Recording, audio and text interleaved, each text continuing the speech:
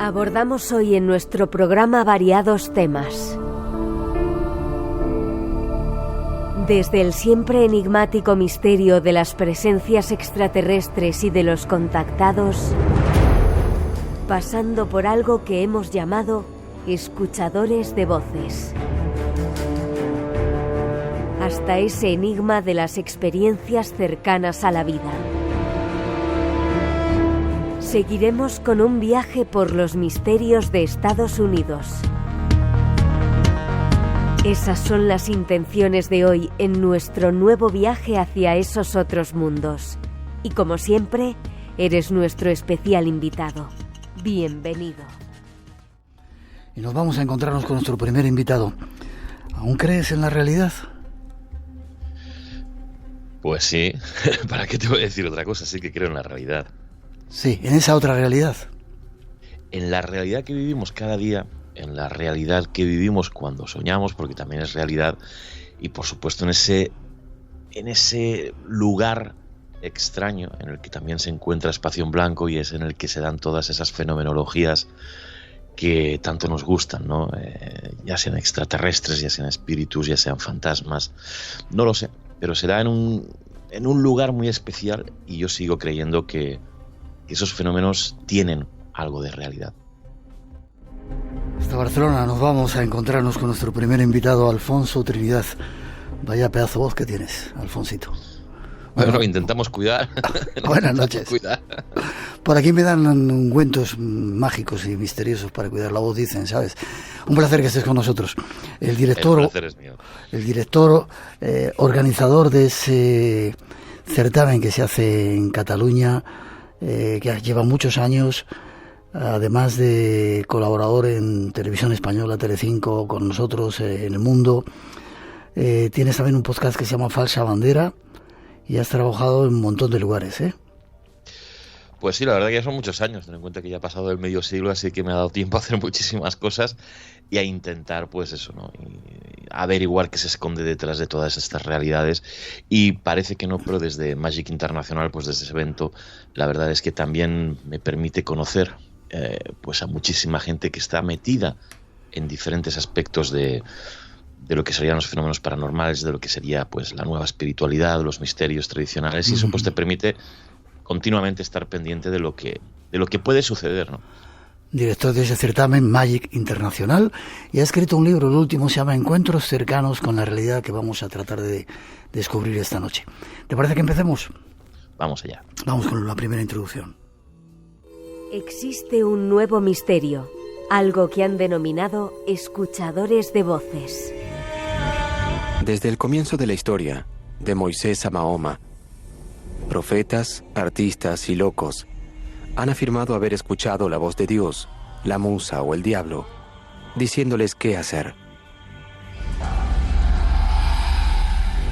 En la Biblia hebrea, el Viejo Testamento, hay toda una línea de profetas que iniciaron sus misiones al escuchar la voz de Dios llamándolos.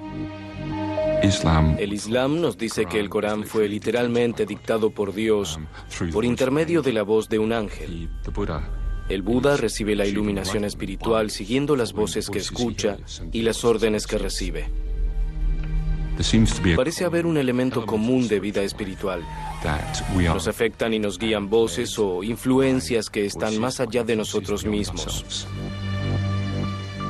Pero en el mundo moderno, ¿realmente le creemos a la Madre Teresa, que escuchó la voz de Jesús diciéndole que se ocupara de los pobres?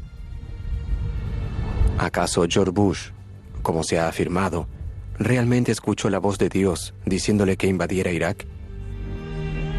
Estas voces que se escuchan golpean a las personas hasta el punto de poder cambiar sus vidas. Y si son personas que se han vuelto influyentes, no solamente cambiarán sus vidas, sino la de todas las naciones. Puedes simplemente descartar a la ligera cualquier alegato de voces escuchadas, y creo que si haces eso, estás perdiéndote una experiencia de vida importante de las personas. Entonces, ¿qué son las voces de nuestra mente? ¿Puede la ciencia explicar cómo oyeron los profetas la voz de Dios? Voces en mi cabeza, el nuevo enigma que hoy queremos descifrar. Curioso, Alfonso, pocas veces se ha hablado de esto, de esas voces en mi cabeza, o escuchadores de voces, ¿verdad? Sí, de hecho, a mí me sorprendió cuando empecé a escribir el libro.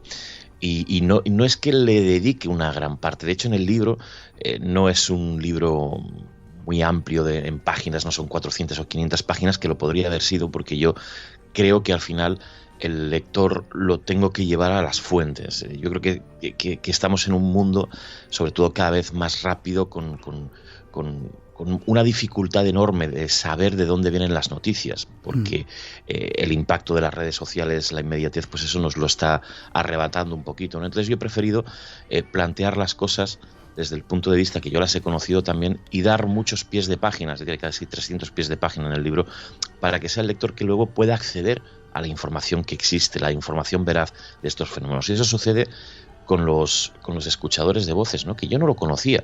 Y justo, pues mira, hay que reconocerlo así, un día hablando con Juanjo Sánchez Oro, con el historiador, pues me contaba, ¿no? Y dice, ostras, esto es un tema interesante. Y empecé a indagar un poquito por el tema y me sorprendió, ¿no? Me sorprendió algo que se estaba tratando desde la psiquiatría y desde la psicología, y cómo diferentes líneas o diferentes ramas de la psiquiatría estaban tratando de enfocarlo, ¿no? Desde la primera y original, que era abordarlo como simplemente un síntoma de la esquizofrenia.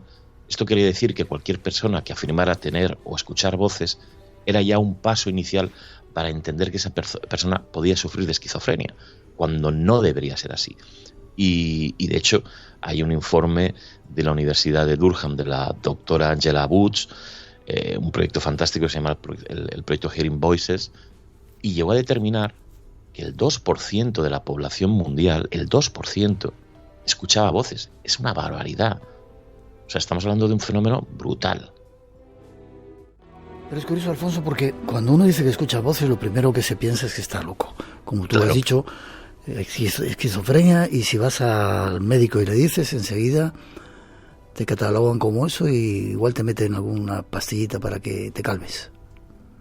Correcto, ¿no? Es lo que te decía antes, un poco que en principio, pues siempre que hay un efecto así, se trata como un síntoma, se trataba como un síntoma de la esquizofrenia. Poco a poco eso se ha intentado paliar, o tratando de analizar la situación desde otra manera, y todo cambia un poco cuando hace ya más de 30 años hubo dos personas, el psicólogo Marius Rommel y Sandra Esker, que escribieron un libro fantástico, se llamaba Coupling Voices, en el que ya especulaban sobre la posibilidad de que esta gente que escuchaba voces igual no tenían por qué estar locas como entendemos por locas, ¿no? De hecho, casi todo el mundo era tratada pues con una pastilla para tratar de eliminar las voces, porque obviamente tú no tienes por qué escuchar voces, ¿no? Lo curioso fue que empezaron a encontrarse y empezaron a movilizarse a nivel mundial unos grupos, unas asociaciones, una de ellas a nivel mundial se llama Intervoice, de gente, pacientes, vamos a llamarlos así, que sufrían esta fenomenología o esta patología, ¿no? Y empezaron a plantearse la posibilidad de aceptar las voces. Fíjate lo que te estoy diciendo, aceptar las voces como algo cotidiano y algo que es real.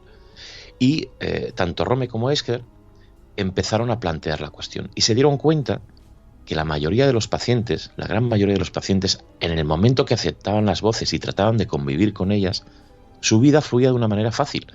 Es decir, podían vivir y podían convivir con las voces, e incluso cuando se realizaban los análisis que se tenían que hacer a nivel médico, a nivel psicológico y psiquiátrico, esas personas en principio no tenían ningún otro tipo de problema. Es decir, que si no fuera porque ellos decían que escuchaban voces, hubieran pasado por personas totalmente normales, ¿no? Y eso es muy importante porque en la introducción del libro, de hecho, lo planteo como el origen o el inicio para entender que a veces la realidad se mueve en unos límites que no somos capaces todavía de determinar qué es real y qué no. Para estas personas eso que están viviendo es absolutamente real.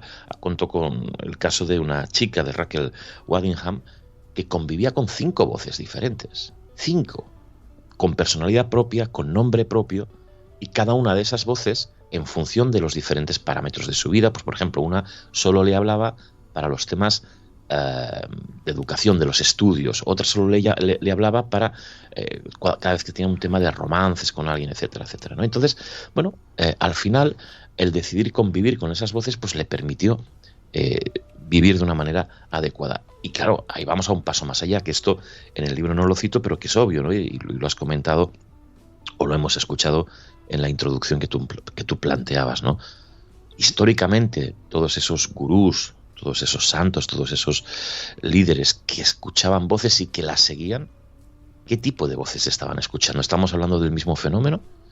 ¿De dónde proviene esa voz? Porque claro, no conocemos aún hoy en día, aunque nos parezca que sí, esa relación de la mente con el cerebro, quién manda sobre quién, dónde se esconden algunas de las cuestiones más importantes de por qué nosotros somos conscientes de nosotros mismos. Y todavía queda mucha tela por cortar, ¿no? Y este es un claro ejemplo de que, fíjate, estamos hablando de que desde hace 30 años únicamente se está explicando todo esto. Y si vamos más allá, que esto ya sé que a alguno igual pues le da rabia que lo digamos, pero es que es así. Tenemos que entender que la psicología es una ciencia que tiene poco más de 100 años. Poco más de 100 años en que la ciencia ha aceptado a la psicología como dentro de su propio método científico. Es decir, que es una ciencia demasiado joven para poder explicar muchas de las cosas que nos suceden. Te me has adelantado te tenía que preguntar de dónde vienen esas voces o quién son esas voces. Los profetas decían que Dios viene de otra dimensión, quizás sea una posibilidad de comunicarnos con otras dimensiones. A veces, no siempre, claro. Fíjate, de alguna manera tiene que ser así. Si entendemos que hay otra realidad, ¿no? Al final del libro, y eso sería una conclusión, una opinión, más que una conclusión personal, es que tiene que haber algo diferente al ser humano que genera todas esas historias, ¿no? Y una de esas son los escuchadores de voces, esas voces que algunas personas pues escuchan. Obviamente que no todo, porque lógicamente, como decíamos antes, tanto la psiquiatría como la psicología tienen bien definidos una serie de parámetros y hay unas sintomatologías claras de algunas enfermedades mentales, y dentro de esas sintomatologías está obviamente el hecho de que tú escuches voces o escuches tal. Pero hay sucesos muy específicos en los cuales el haber escuchado esas voces te ha llevado a realizar alguna serie de cuestiones, ¿no? Es el caso de los profetas o es el caso de los grandes líderes políticos, ¿no? Que en algunos momentos se han guiado por esas voces. Es sospechoso, cuanto menos, que tanta gente importante en la historia de la evolución del ser humano hayan escuchado voces que le hayan indicado lo que tenían que hacer. Hombre, me cuesta creer que un simple síntoma esquizofrénico sea suficiente o sea el culpable de que muchos de estos grandes personajes hayan hecho la cantidad de cosas que han hecho por la historia de la humanidad. Quizás sea un canal de comunicación que todavía no conocemos y que se está empezando a vislumbrar ahora, ¿verdad? Hombre, por especular podemos especular muchísimas cuestiones, ¿no? Pero evidentemente si hay algún tipo de contacto, si de alguna manera el ser humano es capaz de en un momento dado contactar con otro tipo de entidades, con otro tipo de inteligencia, yo al menos estoy convencido que ese contacto será de esa manera, es decir, a través de nuestra propia mente o de nuestro propio cerebro. Es la única herramienta que nosotros tenemos. Me ha recordado, hablando de esto, no solo contar mis experiencias, aunque ya la he contado en Canarias. Yo sentí una voz que me avisaba de un peligro inminente y la sentí desde fuera de mi cabeza, pero que venía como si viniera de mi cabeza, claramente, que me decía: levántate y corre, y salí corriendo de un peligro que había allí. Es curioso. Es curioso, ¿no? Todo este tipo de cosas que nos suceden a veces es cuando lo ves reflejado en los demás, hasta que no le pasa a uno, ¿no? Por eso es yo siempre digo, tan peligroso, vamos a dejarlo entre comillas, el mundo del misterio cuando te involucras, ¿no? Cuando lo investigas es fantástico, pero cuando te pasa a ti, empiezas ya a tambalearse todo eso que intentas hacer creer a los demás, pero que necesitas vivirlo en carne propia. Si te estáis escuchando, bueno, el programa, pero si escucháis voces y queréis poneros en contacto con nosotros, 633 50 50 11, además de ese concurso que tenemos, o en las redes sociales de Blanco Radio. 2:25, 1:25 en las Islas Canarias. Seguimos, tenemos más temas todavía para tocar con nuestro invitado de esta noche. Otro de los fenómenos enigmáticos en el mundo de estos encuentros cercanos es el misterio de los contactados. Recogemos la información del canal Red Más TV. Si existen historias sorprendentes, son las que cuentan los llamados contactados. Personas que aseguran haber podido comunicarse con seres extraterrestres durante diferentes momentos de la historia. George Adamski, Howard Menger, Daniel Fry y Buck Nelson son solo algunos de los nombres de personas que aseguran poseer mensajes que vienen de las estrellas. La mayoría de contactados aseguran traer mensajes de paz y amor para la humanidad. Profecías sobre cataclismos, desastres y cambios que recuerdan tradiciones de antiguas deidades. ¿Son reales estos mensajes? ¿Qué los conecta? ¿Por qué existen? ¿Cuáles son los casos más sorprendentes? Es el mundo de los contactados y nuestro invitado tiene algo más que contarnos sobre ellos. Alfonso, supongo que eso, a través de la experiencia que tienes con Magic Internacional, has conocido un montón de contactados. Nos vas a contar la historia de un grupo que has investigado y que has vuelto a reencontrar tiempo después para ver cuáles son sus conclusiones.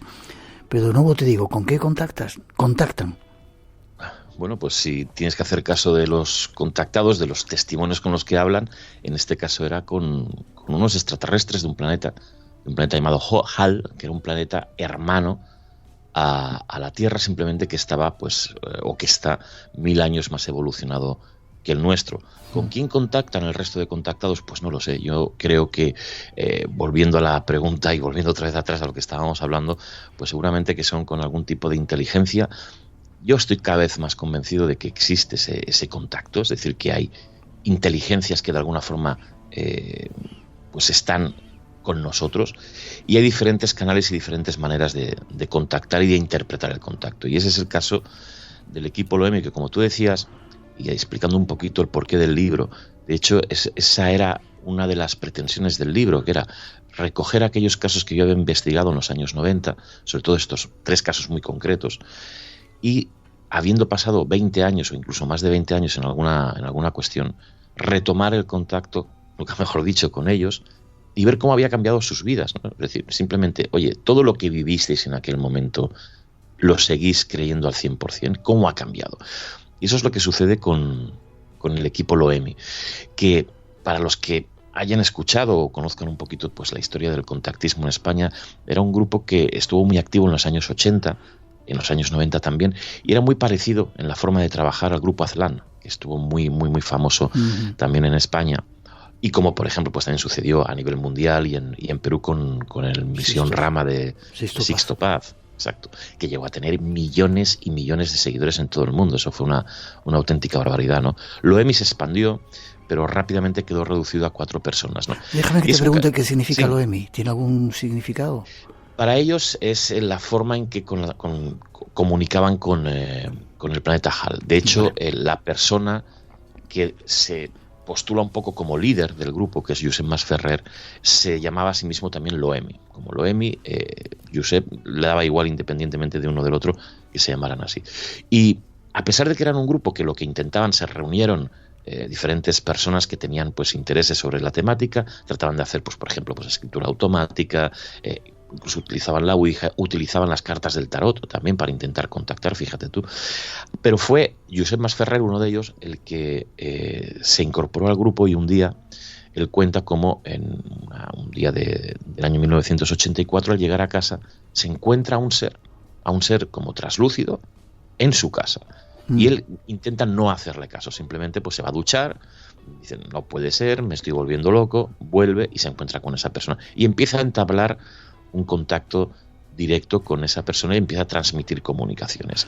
Y déjame que te pregunte, ¿cómo era el ser?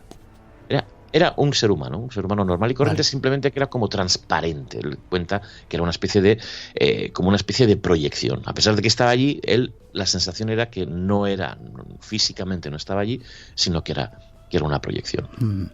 Y a partir de ahí se suceden miles y miles de comunicaciones durante muchos años. Yo con Loemi, con el grupo eran Paca, Valle, Benito y Josep, 4 personas que al final eran, digamos, ese núcleo duro. He hablado muchísimas veces con ellos, siempre tenían esa duda de decirme, oye, a nosotros nos pasa esto, él recibía las comunicaciones, ellos seguían su fórmula, que era, por ejemplo, entre otras cosas, pues la escritura automática, pero siempre dejaban un margen para decir, oye, que estemos viviendo esto no quiere decir que sea realidad. Igual, por algún motivo, nuestro cerebro, nuestra mente nos está engañando y todo lo que te estamos contando pues es mentira. Y bueno, ellos estaban convencidos de eso, ¿no? De que la Tierra tenía pues otro planeta igual, 1000 años más evolucionado, y que de alguna forma ellos lo que necesitaban era, pues como muchos de los contactados, que el ser humano se concienciara de que había que evolucionar, que había que mejorar nuestra conducta, porque obviamente tal y como íbamos, por el camino que íbamos y por el camino que seguimos yendo, obviamente, mal acabaríamos, ¿no? Han comenzado a saludarte desde unos cuantos lugares, Osvaldo desde Argentina, desde Zarauz en Guipúzcoa, Josean Valor, desde Sevilla Manuel González, y de muchos más lugares te están mandando saludos. Y dicen que qué interesante lo que cuentas. ¿De qué eran los mensajes? ¿Qué tipo de cosas les decían? Decían de todo, y fíjate, yo siempre me recordaré, es una pequeña tontería, pero siempre me ha quedado grabada en uno de los programas que yo, en los que invitaba a Giuseppe a compañía, pues un día les pregunté, ¿no? Pues por el tema de los avances tecnológicos, de cómo vivían en ese planeta. Estamos hablando del año 97, más o menos 97, 98. Y Giuseppe me contaba que ellos se comunicaban con una especie de pantalla que llevaban colgada al hombro, y que cuando recibían una llamada o recibían un comunicado, pues ellos levantaban la pantalla y esa misma pantalla les servía para hacer todos los quehaceres diarios, ¿no? Pues me recordaba las tabletas actuales ahora con el tiempo, ¿no? Pues pensando un poco, decir, ostras, pues pequeñas cosas que vas recordando precisamente al mar. Pero, por ejemplo, hablaban muchas cosas de salud, incluso recibían consejos de cómo se tenían que alimentar, recibían consejos de cómo se tenía que vivir la experiencia religiosa, porque de hecho seguían planteando algo muy similar a lo que el cristianismo, la religión católica, pues más o menos pregoniza, ¿no? Y luego ellos lo recogieron todo en un libro que se llama Loemi, Aproximación a la Verdad Venidera, un libro que prácticamente son 700 páginas, que una vez que uno lo lee, a mí me ha recordado mucho al libro de Urantia, ese famoso libro que fue recibido también por canalizaciones en los años 20 en Chicago, a través aparentemente de un médico y de unos mediums, etcétera, etcétera, que también es un tema apasionante, y que a modo de Biblia de los contactados, pues explica pues un poquito las necesidades que el ser humano tiene, y que tiene que ser consciente de que hay otros planetas en los cuales hay vida. Yo, después de esos 20 años, a mí lo que me sorprende, de alguna manera, y es que cada uno de ellos ya lleva su vida. El grupo, digamos que se disolvió hace ya más de 10 años, 12 años, pero cuando les preguntas uno por uno, cada uno de ellos, con sus diferencias y sus criterios diferenciados, obviamente, por las características de sus trabajos, gente muy cualificada profesionalmente, por cierto, por otra parte, es importante decirlo, están convencidas de lo que vivieron era real, y que una vez pasado el tiempo, fíjate, me decían que no era tan importante el confirmar al 100% que la comunicación que habían recibido provenía de un planeta donde habían extraterrestres y que hablaban con ellos, sino que esas comunicaciones a ellos les habían servido para su vida y les había servido para comunicarlas y transmitirlas a muchos otros, ¿no? Y eso es lo más curioso, ¿no? El hecho de que después de tantos años y haber, pues bueno, ya no recibían comunicaciones, ya estaban al margen de todo eso, siguen convencidas de su realidad. Y la otra cosa que a mí me hizo cierta ilusión y que me sorprendió muchísimo es poder contactar con Josep Masferrer, porque él hace muchos años que está apartado absolutamente de cualquier tipo de vida pública, y los mismos componentes del equipo LEME me dijeron que era imposible hablar con él. Bueno, por circunstancias, casualidades, podía haberlo dicho, lo hago en el libro también con una pequeña crítica a veces a cómo digamos que exageramos las cosas los divulgadores, ¿no? Pues podía haber dicho después de no sé cuántos meses, y no, fue una cosa más o menos relativamente fácil, pero conseguí contactar con él. Le llamé y me contó una cosa absolutamente increíble, pero después me llamó para decirme que no la divulgara, con lo cual yo le respeté todo lo que me contó, pero sí que después me ¿te dio permiso? Me dio permiso, digamos, a a contar una cosa que a mí me sorprendió, ¿no? Y que me dijo, bueno, pues después de tanto tiempo de contarte que yo había convivido con ese extraterrestre que apareció en mi casa y que recibía comunicaciones, te voy a contar la verdad. Yo soy un ser de HAL. Yo soy un extraterrestre que está aquí en la Tierra, en modo avatar, y que simplemente ha estado aquí pues para tratar de transmitir pues esa idea. Y un poco me daba a entender que era algo que no es temporal, sino que de alguna forma él atemporalmente ha estado aquí durante muchos más años de los que aparentemente vive, ¿no? A mí me dejó totalmente sorprendido, porque ya te digo que es una persona con la que he compartido más de 10 años de entrevistas, reuniones, congresos, charlas, y después de 20 años que te cambie el discurso y te diga algo así, cuando no lo necesita, ¿no? Es una sensación de decir, bueno, ¿a qué viene? No lo va a pregonar por ahí, no lo va a simplemente pues reconocer eso. Están entre nosotros, dicen. 2:36, 1:36 en las Islas Canarias. Seguimos adelante. Seguimos inmersos en ese campo que hoy hemos denominado encuentros cercanos con la realidad. Toca el turno a un encuentro clasificado como el caso ovni más increíble del mundo. Se le conoce como el caso Homel. El 15 de agosto de 1991, José María Gómez Montiel y Anabel Juar Roseras fueron testigos de unos acontecimientos imposibles. Una nave extraordinaria y un ser ensotanado volador se materializaron frente a ellos.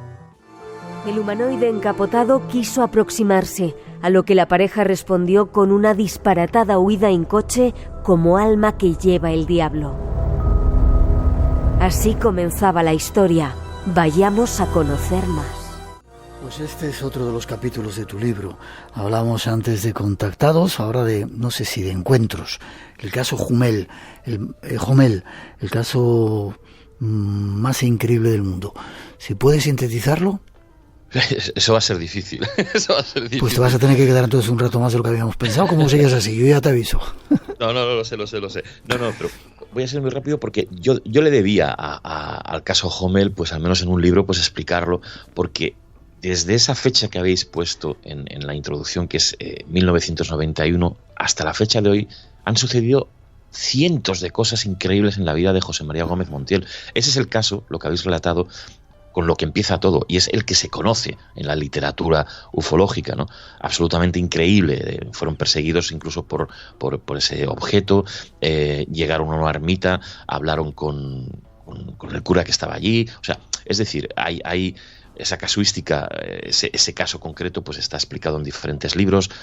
Josep Guijarro ha hablado de él, y hay una anécdota muy curiosa que cuenta Pedro Canto, un ufólogo que durante mucho tiempo estuvo en activo, que hace tiempo que ya no lo está, que a mí y de hecho yo lo he podido escuchar, lástima que esa grabación no la tengamos, que ejemplifica un poco, y lo voy a explicar porque es lo que ejemplifica el caso Homel en sí. Después de ese encuentro, tanto Anabel como José María tienen lo que se conoce como visitantes de dormitorio, es decir, tienen experiencias de seres que se les acercan, bajo hipnosis recuerdan cómo han sido llevados hasta una nave espacial, haciéndoles chequeos, empiezan a tener fenómenos extraños en casa, un reloj que va hacia atrás en lugar de hacia adelante, un aparato de vídeo VHS que la tapa se mueve sola, cosas que cambian de lugar, bueno, infinidad de fenómenos paranormales. Pues bueno, Pedro Canto va a entrevistar a José María Gómez Montiel para que le explique el caso, y llegan a la casa de José María cuando están a punto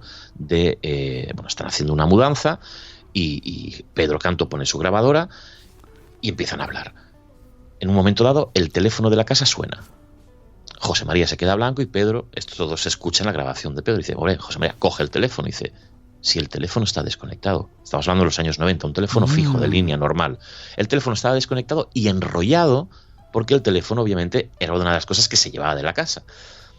Pedro coge rápidamente el teléfono, bueno, es una reacción que coge el teléfono y dice, diga, obviamente no escucha nada. Y la cosa queda ya.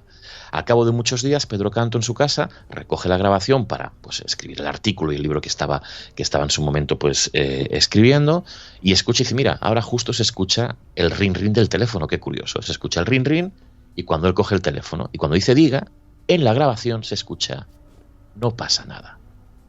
Y eso está registrado. Y Pedro Canto, que es un investigador más bien escéptico, te lo dice, yo no sé qué leches pasó, pero eso está ahí grabado y está registrado, ¿no? Pues ese es un suceso, vamos a hablar de una psicofonía dentro de un fenómeno de contacto o de abducción, llámalo como quieras, que refleja lo que es el caso Hommel, porque a partir de ahí, durante muchos años, a José María Gómez no le ha sucedido aparentemente nada, pero en los últimos años algunos lo conocerán porque es algo totalmente increíble, incluso que el sentido común nos parece decir que no puede ser verdad. Si lo vemos en las redes sociales, él se hace selfies en los que aparecen objetos volantes, platillos volantes prácticamente, a sus espaldas o adelante. Son las mejores imágenes de ovnis, de naves que han existido nunca, por encima de las de Billy Meyer o de George Adamski, demasiado buenas para ser ciertas, ¿no? Es lo típico que decimos. Pero, chico, yo las primeras fotografías que él me mandó, hechas con un Samsung, con un móvil, las analizamos y lo único que puedo decir es que las fotos son correctas, es decir, no hay nada, no hay ningún tipo de manipulación, ese objeto está ahí y es un objeto sólido y las horas que él dice que las vio, porque además es un chico muy transparente, explicando, muy fácil de hablar con él, te decía, no, pues esto fueron las 11 de la tarde del día tal. Y tú ves que a las 11 de la mañana del día tal había sol, con lo cual tenía que estar reflejado el sol en el aparato. Efectivamente estaba reflejado el sol, y si eso estaba tomado desde el este, pues si el sol salía desde allá, pues tenía que reflejar justo en la parte donde él decía, ¿no? Demasiadas cosas para que alguien sin demasiados conocimientos sea capaz de hacerlo. Sorprendente para mí, ¿no?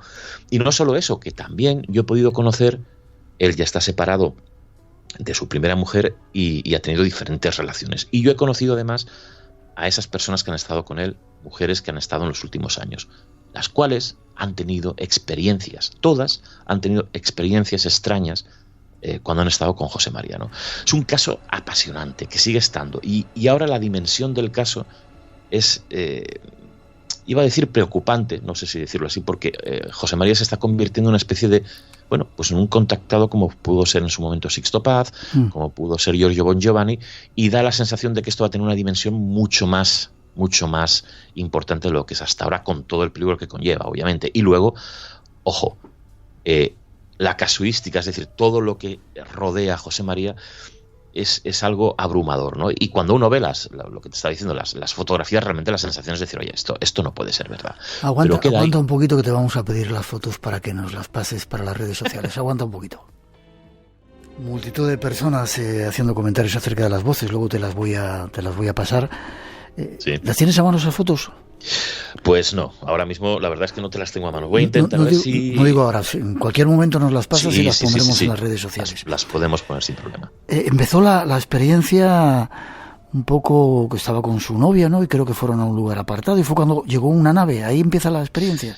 Ahí empieza la experiencia, ¿no? En 1991 eran novios, estaban en Calatuén, en Mallorca, iban con un coche de alquiler y estaban pues en el atardecer, y en aquel momento es cuando vieron aparecer un objeto.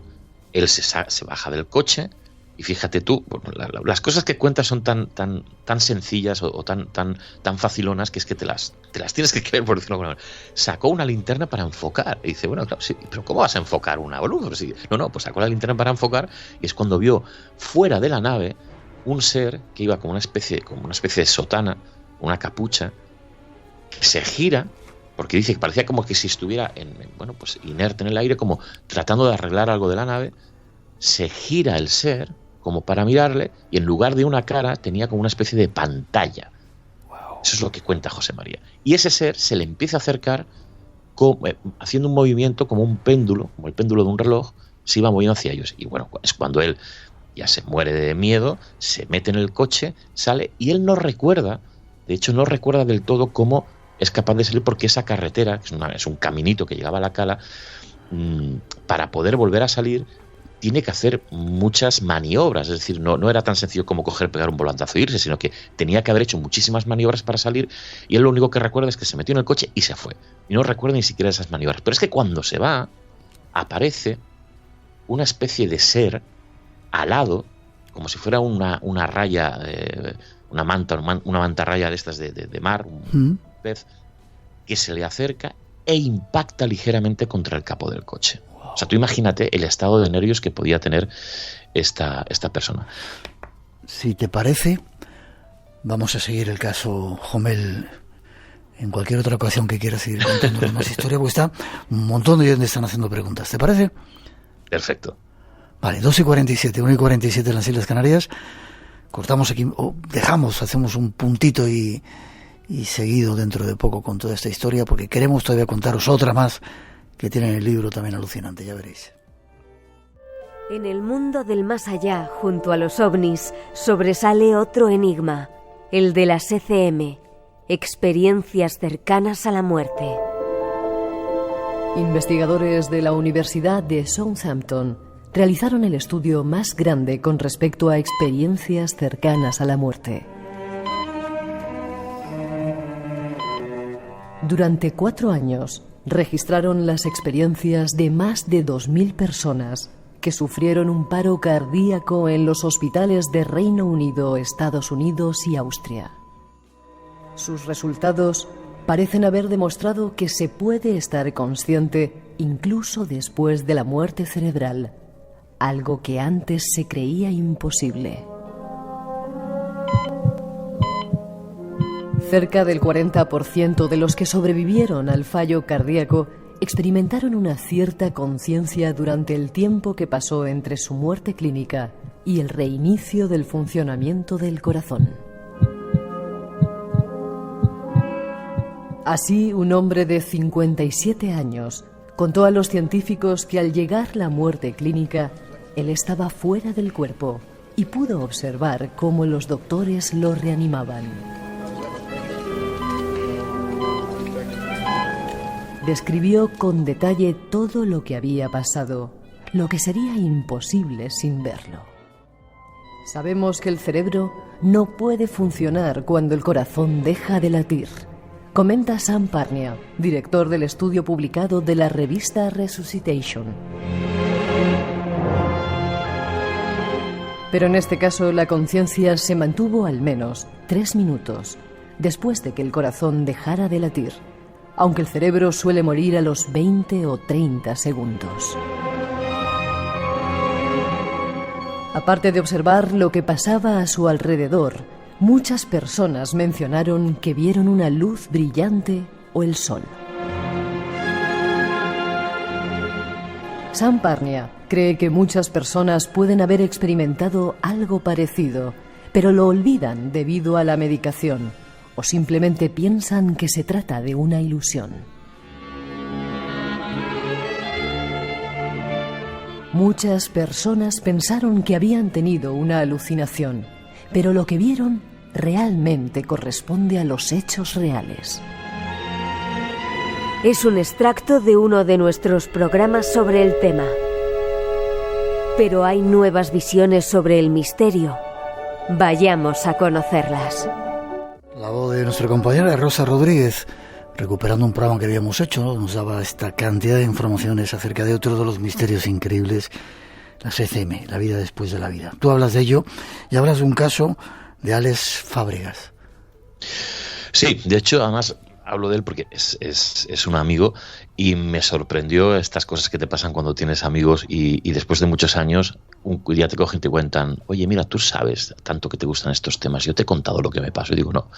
Y me contó lo que le pasó y digo, madre mía, después de lo que nos conocemos, ahora me cuentas esto, después de tantos años. Claro, te sorprende porque precisamente son los amigos o la familia que en muchas ocasiones pues te dan mayor credibilidad, ¿no? En este caso, además es una historia increíble porque se escapa un poquito de la típica experiencia cercana a la muerte. Alex Fábregas es un mexicano que estaba afincado aquí en Cataluña y un día pues estaba nadando, él es muy deportista y estaba nadando en la Costa Brava con la mala suerte que una lancha motora de estas que lleva una banana detrás con los turistas que van lanzando, pasó de las boyas que tenía que pasar, que no podía pasar, con tan mala suerte que arrolló la hélice, arrolló a Alex, toda la cabeza, prácticamente lo dejó pues obviamente inconsciente y prácticamente al borde de la muerte. Lo rescataron, tuvo que venir un equipo de urgencias, lo reanimaron, lo llevaron al hospital del Vallebrón y bueno, allí durante un cierto tiempo estuvieron reanimándolo y entró en coma durante 15 días. La historia que es apasionante es lo que él cuenta que vive durante esos 15 días que él está en coma. Él tiene una vida, él la llama como una vida virtual. O sea, justo en el momento en que él tiene el accidente, deja de ser Alex Fábregas como tal, aparece en una sala sentado en un sillón de terciopelo, aparece una bella mujer que le dice que él es muy joven, que tiene una familia preciosa y que por su mujer él tiene que volver a la vida. Y a partir de ahí empieza a vivir. Y te cuenta, porque yo he hablado con él muchísimas veces y me ha explicado siempre la historia, lo curioso de toda esta historia es que vive pues, durante lo que él considera que eran semanas, una vida paralela, y él se acuerda de cada detalle, de lo que desayunó cada día, de lo que comió cada día, de lo que pasó cada día, se acuerda perfectamente, cosa que en la vida normal es imposible acordar. Es decir, yo no me acuerdo lo que desayuné el lunes o lo que comí, bueno, y lo que cuenta es alucinante, ¿no? Él cuenta pues que está trabajando donde trabajaba pero en otro puesto y resulta que en un momento dado lo embarcan en un crucero, pero él sabe que ese crucero es un crucero medicalizado, en el cual su familia iba por un lado y él iba en una habitación aparte por otra, como si fuera una especie de hospital. ¿Qué ocurre? Que en lugar de mejorar, él la sensación que tiene es que cada vez va empeorando. Y el médico que le atiende, en un momento dado le dice: me voy a quedar con tu alma. Tú estás aquí porque yo quiero quedarme con tu alma. Wow. No, increíble. Y él cada día que pasa de vivencia en ese crucero es bueno, de una brutalidad vital tremenda, ¿no? Porque, por ejemplo, salía a pasear y se encontraba siempre con una especie de pandilla de afroamericanos que se acercaban a hostigarle de alguna manera, y siempre había una mano blanca que le aparecía por detrás y lo protegía. Él entendía que esa mano blanca de alguna forma estaba relacionada con Dios, fíjate, pero estas son sensaciones suyas que te cuenta después. Y esa mano blanca siempre estaba para protegerle. Hay un montón de vivencias que él vive allí muy interesantes, pero lo más bonito, lo más curioso de todo esto es que él llegó un momento en que estaba totalmente entubado, que el médico continuamente le decía esto, mientras en la vida real toda su familia llegaba y durante los días que estuvo en coma, los pocos ratitos que tenían para hablar con él, le iban informando de cosas que iban sucediendo en la vida real. Llega un momento en que en esa vida virtual él oye como muchos ruidos, una enfermera le saca con la cama y la camilla le saca de la habitación corriendo porque llega la policía, detienen al médico y en ese momento le dicen: tranquilo que ya estás a salvo. En el momento que le dicen tranquilo, ya estás a salvo, Alex en la vida real, digamos que sale del coma y hoy en día es una persona perfectamente sana y que su misión en la vida, entre otras cosas, es hacerle entender a la gente lo importante y lo preciosa que es la vida para vivirla. Te iba a decir que te quedaras un ratito más, pero casi prefiero que vengas en otro momento del programa y como tú quieras, ¿eh?